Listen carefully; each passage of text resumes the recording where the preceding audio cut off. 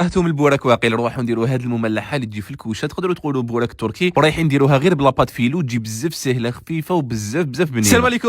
من اروع المملحات اللي نحب نديرهم في رمضان، سهله مهله وبنيتها كالعاده الهبال تاع الدنيا. الحاجه الاولى اللي نديروها نحكموا هنا، نبداو بلافاكس. في مقله درت فيها شويه تاع الزيت، عندي 3 حبات تاع فلفل احمر كانوا عندي، كنت قطعتهم هكذا مع شويه تاع الملح رشيت عليهم، خليتهم يتقلاو شويه، ضفت لهم شويه تاع الزيتون ثاني خليته معاها شويه، ونجي ندير كميه تاع الفيونداشي ولا بولي اشي، ولا تحبوا ديروا تكتوكه ما ديروش كامل اللحم. التوابل اللي ضفتهم تلقاوهم مكتوبين تحت لا فيديو بالتفصيل، درت معاهم نص مغرف كبيره تاع طوماطيش تاع الباطا، ولا تقدروا ميم ديروا السلق، تقدروا ديروا بزاف دي فاكس كيما تحبوا نتوما. مرقتها بشويه تاع الماء، خلي هذاك الفيونداشي يطيب مليح حتى وين تشرب مليح، وهي سخونه نجي ندير 2 مغارف كبار تاع فروماج بلون، نخلط كلش ولا فاكس تاعي تكون واجده.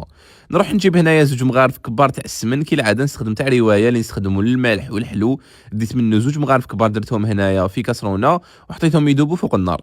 في ريسيبيون صغير درت 2 بياض بيض مع نص كاس تاع الزيت، نص كاس تاع الحليب، هذاك السمن اللي كون ذوبته ضفتو عليهم، نخلط كلش غير بالفرشيطه، نزيد هنايا مغرف صغيره تاع خميره الحلوى، والخليط هذا يكون واجد.